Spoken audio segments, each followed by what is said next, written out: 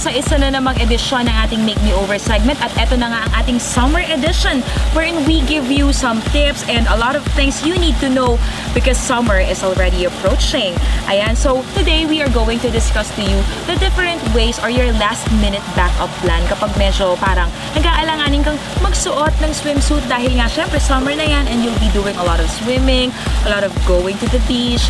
Ano ba yung mga dapat ninyong matutunan at dapat ninyong malaman para kahit paano man lang, kahit siguro sa mga 4 weeks, makapagbawas ka ng timbang. So, syempre, unahin natin ang mga essential things that you need to know. Of course, marami sa atin pag nagda-diet, nagsiskip ng breakfast. But, didn't you know that skipping breakfast will only lead to obesity? Kaya kailangan kumain ka ng breakfast because it makes you fuller on the rest of the day. So, kunyari, pag kumain ka ng heavy breakfast, at least ibaburn mo siya sa lunch, tapos ibaburn mo siya all throughout the day. Kaya kumain kayo ng breakfast. Number 2 is, drink lots of water. You need to drink lots of water for you to be hydrated kasi kahit papano ngayong summer, kailangan natin ng pang-augment dun sa mga lost fluids natin dahil mainit, nagsusweat tayo, kaya kailangan natin ng tubig, at least 8 glasses of water, and at least pag nagtubig ka, mababawasan yung mga intake natin ng mga soft drinks, yung mga juice, avoid natin yan. And next is, of course, you have to exercise. You have to do a lot of cardio exercises like running or brisk walking. And of course, you have to work out those muscles. Dito sa mga ito, sa mga part na to, at saka sa mga abs natin, kailangan natin i-work out yung mga yan. At saka syempre sa gluteal area natin. If you want, you can enroll at a gym kasi meron din namang mga parang crash exercises that you can do. Mga last minute na kailangan natin gawin. Like, kunyari, kung medyo 4 weeks na lang ang natitira, kayang-kaya pa yan because there are still lots of exercises you can do. You can go to the gym or you can do your own cardio at least 3 times a week for 45 minutes a day.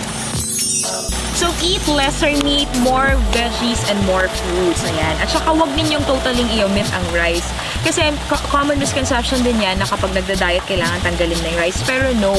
Alam nyo ba na ang isa or dalawang pakete ng, kunyari, crackers is compared to 1 cup of rice. So, saan ka mas mabubusog? Diba sa rice? Kaya mag-rice ka na lang. It doesn't necessarily mean na porket pag no or parang low-carb diet ka, kailangan mo nang i-omit yung mga yon. You still have to eat something because you're going to burn that out pagka nag-gym ka na. And kung kailangan i-give up mo ang sweets and desserts, mga chocolates na yan, please do. Because you are trying to lose weight, kaya kahit papano, yung mga bagay na yon, yung mga matatamis, yung mga soft drinks, or anything na may sugar, bawas-bawasan natin ng konti para at least mabawasan din yung mga calorie intake natin dahil napakalaki ng mga calories na binibigay ng mga yan, lalong-lalo na yung mga sweets and junk foods. Kung hindi nyo talaga kayang i-give up ang sweets, kahit konti-konti lang na mga additions dun sa mga food ninyo, daily food intake ninyo, pwede yun. As long as huwag din yung sobrahan. Kunyari kung talagang hindi mo may give up ang chocolates because you've always been a sweet tooth since birth, di pwede rin na limitahan mo like up to 4 blocks of chocolate, yung mga maliliit lang na gano'n. Pwede na yun. So, at least man lang, hindi na-deprive yung sarili mo sa pagkain ng matamis. Do not deprive yourself to eat. Importante yan. Kasi minsan, kung iniisip nga natin na, ay naku, kailangan ko na magmadali na mag-lose weight, dina-deprive na natin yung sarili natin, hindi na tayo kumakain. Kasi studies show that the more you deprive yourself, the more na mas magka-crave ka ng pagkain. Kaya don't ever do that. Don't skip meals. Kailangan kumain ka pa rin ng breakfast, lunch, and dinner. And as I've said sa mga previous episodes natin ng Wake Up the Locos, eat like a king in the morning, eat like a prince during lunch, and eat like a beggar during nighttime. So, yun ang mga pinaka-effective ways in losing weight. And of course, avoid junk foods because it's gonna give you extra flab dito sa arms at dito. At saka i-avoid din nyo ang mga high in sodium na pagkain like yung mga chichirya natin because it's gonna make you feel bloated at parang mag-a-add siya ng mga extra flab dito sa katawan.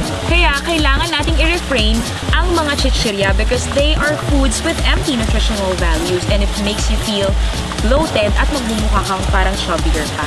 So, yun. Okay, so there you have it, ladies. I hope the tips that I've given you are enough para naman kahit papano ma-boost yung confidence ninyo at finally, makapagsuot na kayo ng swimsuit ninyo. Ayan. At syempre, bago po kami tuluyang umalis dito sa ating segment, ay nais po namin pasalamatan ang Seraphims and Cherubims Haven located here at Kawayan, Ilocos Sur. Kaya if you want to come and have a vacation, kung hindi kayo makalayo, punta na kayo dito sa Seraphims and Cherubims Haven. Dito lang po sa Kawayan, Ilocos Sur at tawagin ang buong pamilya at mag-swimming na at isuot ng swimsuit. Kaya kailangan sundin niyo yung mga tips na binigay ko sa inyo para in no time, magiging sexy kayo. Huwag po kayong aalis, magbabalik pa po ang Wake Up Ilocos.